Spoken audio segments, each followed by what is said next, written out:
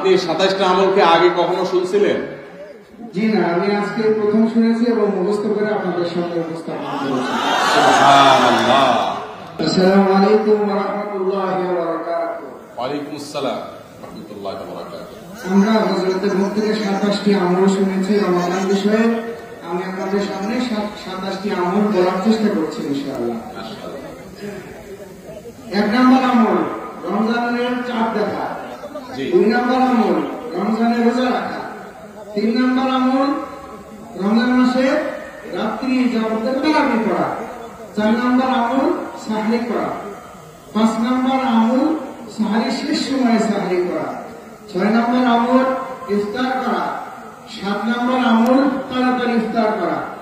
8 নম্বর আমল ইফতারের দোয়া করা। 9 নম্বর আমল সাহরি ও ইফতারে খেজুর খাওয়া।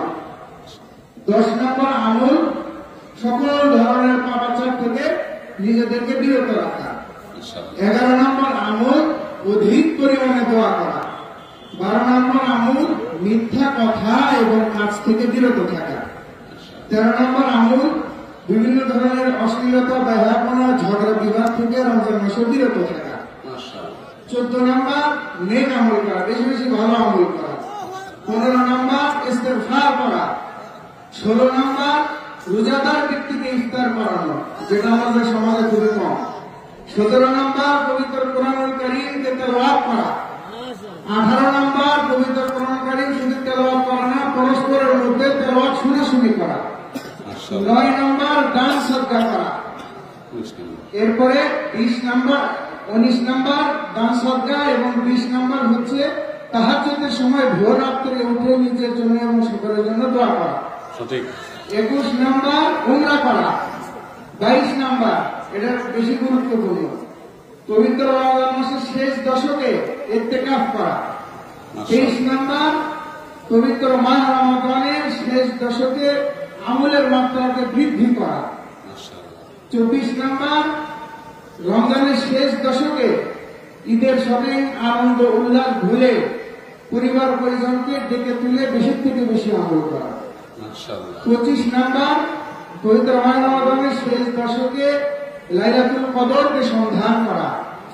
26 নম্বর পবিত্র মাহ রমাদানের শেষ দশকে লাইলাতুল কদরের একটি স্পেশাল দোয়া, যেটা আল্লাহুম্মা ইন্নাকা আফুউন তুহিব্বুল আফওয়া ফাফু আননি, এই দোয়াকে বেশি থেকে বেশি পড়া।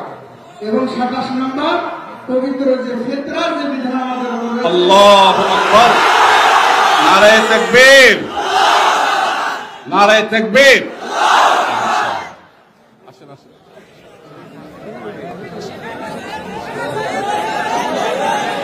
আসেন, এই বই আপনার জন্য উপহার, আর আল্লাহ তাআলা আপনাকে উত্তম দান করুন। মাশাআল্লাহ, আপনাকে একটু উপহার দেব, দাঁড়ান দাঁড়ান।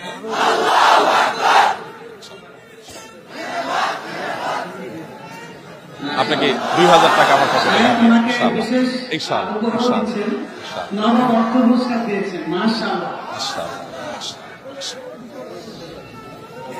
মাশাআল্লাহ মাশাআল্লাহ। কি নাম ভাই আপনার? ওনাকে মাইকটা দেন একটু।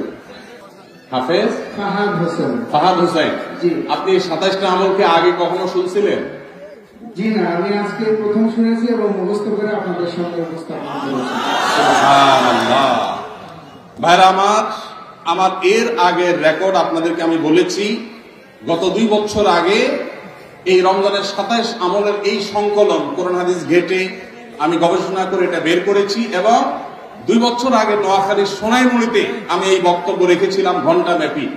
আমার মনে আছে সেদিন এক যুবক দাঁড়িয়ে টানা 27টি আমল আমাকে শুনিয়ে দিয়েছেন, কিন্তু আজকে এই বগুড়ার হাফেজ সাহেব যেভাবে শুনিয়েছেন, এটা মিরাকল ছাড়া এটা সাধারণ কোনো বিষয় নয়। একটি জায়গায় তিনি বাদলেনও না, একটু ভাবতেও থাকে হলো না। আল্লাহ রাব্বুল আলামিন তাকে এলেমে, আমলে, তাকওয়াতে, তাহারাতে সবকিছুতে আল্লাহ তাআলা বরকত দিয়ে কামিয়াব করুন। আল্লাহ আমাদের সবাইকে আমলের তৌফিক দান করুন। বগুড়ার মানুষ চ্যালেঞ্জে এগিয়ে গেল এবং সকল রেকর্ড ভঙ্গ হয়ে আমি নতুন করে আপ্লুত হলাম। আল্লাহ তাআলা আমাদের সবাইকে রমজানের পুরা সমস্ত আমলগুলোকে যথাযথভাবে আমল করার তৌফিক দান করুন। আমি খুশি, আমার ভাইকে 2000 টাকা আমার পকেটে ছিল, 2000 টাকা ভাইকে হাদিয়া দিলাম। আর আমার লেখা বই ভাইকে উপহার দিয়েছি। তিনি একজন অন্ধ মানুষ হয়ে তিনি মনোযোগের সাথে মুখস্থ করেছেন। তিনি যদি আজকে লিখে রাখতেন তাহলে আমি বলতাম যে লিখে লিখে তিনি আবার চর্চা করেছেন। শুধু শুনেছেন মনোযোগ দিয়ে এবং মুখস্থ করেছেন। ওয়াজ মাহফিল তো এরকম হওয়া দরকার যে ওয়াজ মাহফিলে কথা শুনবে সেটা আবার শোনাবার মতো যোগ্যতা থাকবে, এভাবে শুনবে। আল্লাহ আমাদের সবাইকে সেভাবে শোনার তৌফিক দান করুন। আস-সুন্নাহ ফাউন্ডেশন, উম্মার স্বার্থে সুন্নাহর সাথে।